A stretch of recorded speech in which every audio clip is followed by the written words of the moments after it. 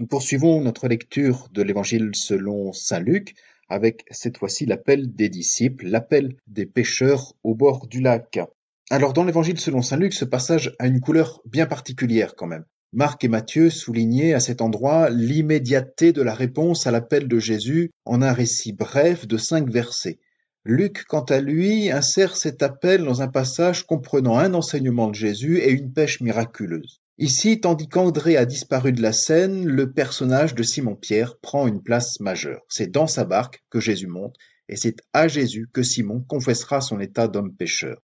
Là où les évangélistes Matthieu et Marc ne notaient aucune parole des disciples et pour seul geste l'abandon des filets. Écoutons le début de ce récit. En ce temps-là, la foule se pressait autour de Jésus pour écouter la parole de Dieu, tandis qu'il se tenait au bord du lac de Génézareth. Il vit 2 barques qui se trouvaient au bord du lac. Les pêcheurs en étaient descendus et lavaient leurs filets. Jésus monta dans une des barques qui appartenait à Simon et lui demanda de s'écarter un peu du rivage. Puis il s'assit et de la barque il enseignait les foules. Ce qui d'emblée peut nous surprendre dans ce passage, c'est le rapprochement, voire l'identification entre Jésus et la parole de Dieu. L'empressement de la foule ne tient pas aux signes et aux miracles précédents, mais à la parole de Dieu provenant de Jésus. Nous le devinions déjà, le Nazaréen est l'aujourd'hui et l'accomplissement de cette parole divine, une bonne nouvelle pour un temps de grâce. La barque est ici mise en évidence. Le mot est répété 3 fois. Le choix de celle de Simon nous rappelle qu'il ne nous est pas inconnu depuis la guérison de sa belle-mère au chapitre 4. Dans l'évangile de Luc, Jésus est celui qui vient prendre place dans la vie des croyants, et nous le reverrons à l'occasion de la rencontre avec Zachée, chez qui il souhaite demeurer.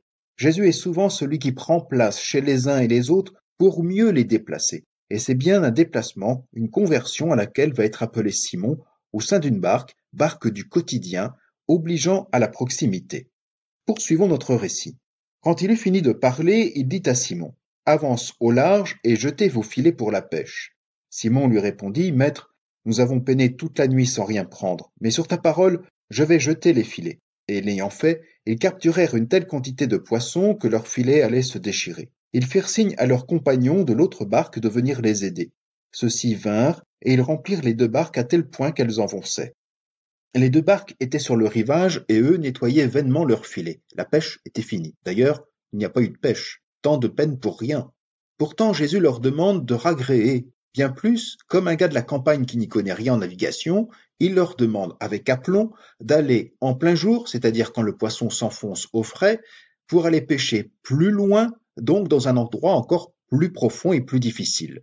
Étonnamment, Simon accepte. Là encore, la parole de Jésus est au cœur du récit. C'est sur sa parole, une parole de grâce, pleine de folie et de déraison aux yeux des hommes, une parole de Dieu, bref, que Simon, le pêcheur professionnel, se laisse embarquer, se laisse diriger. Si la pêche de Simon et ses compagnons s'était conclue par un échec, malgré leur savoir-faire, la pêche de Jésus est surabondante et aussi déraisonnable que sa parole. Sa parole de salut ne permet pas seulement aux poissons de foisonner au milieu des filets, elle oblige aussi au rassemblement des 2 barques. Jésus a fait passer du savoir-faire, ces pêcheurs du lac, à un faire-savoir de ses futurs disciples, qui est déjà celui du signe et du témoignage. Ainsi se poursuit notre texte. À cette vue, Simon-Pierre tomba aux genoux de Jésus en disant « Éloigne-toi de moi, Seigneur, car je suis un homme pécheur. » En effet, un grand effroi l'avait saisi, lui et tous ceux qui étaient avec lui, devant la quantité de poissons qu'ils avaient pêchés. Et de même, Jacques et Jean, fils de Zébédée, les associés de Simon. Jésus dit à Simon, « Sois sans crainte, désormais ce sont des hommes que tu prendras. » Alors, ils ramenèrent les barques au rivage, et laissant tout, ils le suivirent. On se serait attendu à des cris de joie, des chants de louange à la suite d'un tel miracle. Mais le récit montre une réaction d'effroi et l'aveu d'une condition pécheresse. Derrière cette crainte, derrière cet effroi, c'est la reconnaissance même d'une présence divine devant laquelle tout homme se sent indigne du fait de ses péchés. Simon, dans une seule et même phrase, confesse ainsi et sa faiblesse et la présence même du Seigneur à ses côtés. À bord de cette petite barque, sur ce lac, au large, c'est-à-dire sans échappatoire, cette phrase de Simon-Pierre, « Éloigne-toi de moi, Seigneur », a quelque chose de dérisoire. Car si Jésus s'est embarqué avec Simon, ou plutôt a embarqué ce pêcheur galiléen avec lui, n'est-ce pas justement pour lui être encore plus proche? Ainsi, Jésus appelle Simon non en raison de ses capacités de marin pêcheur, mais parce qu'il s'est reconnu comme humble pêcheur, s'étant laissé capturer à la parole de Jésus. Et loin de condamner, de réprimer Simon, Jésus l'appelle à la mission. Ce sont des hommes que tu prendras, ou plus littéralement, que tu auras à capturer vivants. Car Jésus se révèle ici comme un pourvoyeur de salut, de pêche à partager, de vie surabondante.